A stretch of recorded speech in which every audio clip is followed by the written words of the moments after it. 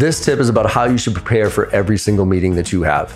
And it's a simple checklist. There's a book out there called Checklist Manifestos, and it talks about how pilots and doctors, who are some of the most talented and important people that we deal with, and experienced people, they use checklists. And the reason they use checklists is because when they do, error rates go down by 95%.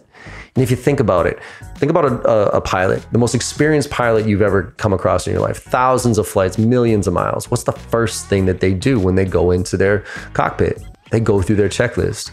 And they don't just go through their checklist by themselves. They go through it with their co-pilot, and they go through it out loud, and they do it twice. And the reason they do that is because no matter how much you know that plane, going through that checklist, something small could be off. And if you miss it or forget about it, disaster could occur. Same thing with doctors. So the way I look at it is, if doctors and pilots who do things that are a little bit more important than us, if they go through checklists, why wouldn't we?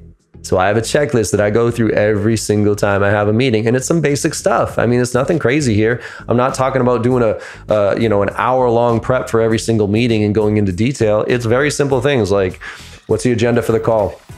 What are my goals for the call? Who's going to be on the call? What are their titles? What are their backgrounds? Who's going to be in it from my side?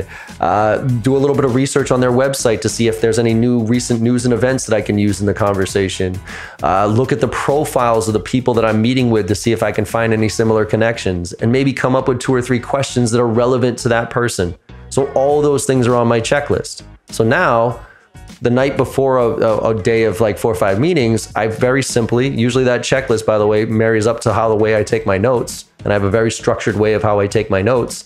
So I fill in all that stuff.